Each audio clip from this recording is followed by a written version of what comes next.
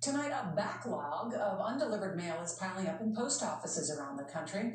Now, with widespread use of mail-in ballots expected in November because of the coronavirus, workers are blaming the new Postmaster General, a top Republican campaign donor who has given more than $1.1 million to the Trump Victory Fund. Here's CBS's Ben Tracy. Today, President Trump continued his unsubstantiated attacks on voting by mail. This is going to be the greatest election disaster in history. And now there are concerns that cost-cutting at the Postal Service, overseen by a key Trump ally, could undermine postal workers' ability to deliver ballots in time to be counted, allowing President Trump to question the election. If you do universal mail-ins with millions and millions of ballots, you're never going to know what the real result of an election is. Louis DeJoy is the new Postmaster General and a Trump donor. I am direct and decisive, and I don't mince words. CBS News has learned that after assuming his position last month, DeJoy forced cost-cutting measures leading to undelivered mail piling up at post offices across the country.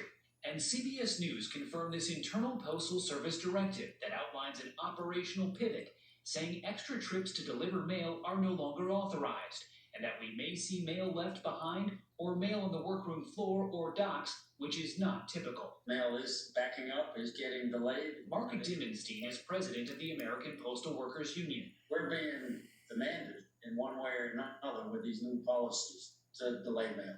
That's against everything we stand for. The Postal Service has struggled financially for years and lost $9 billion last year alone.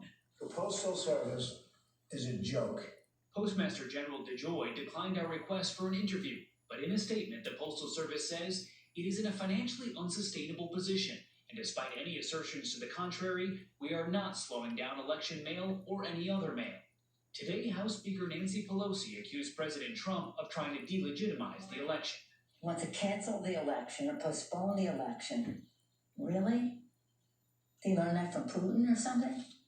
They want to diminish the capacity of the postal system to work in a timely fashion. Today, White House senior advisor Stephen Miller railed against mail-in ballots here at the White House. He said nobody who mails in a ballot has their identity confirmed.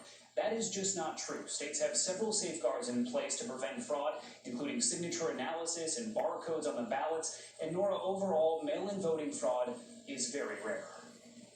Some important fact checks. Ben Tracy, thank you. Tonight.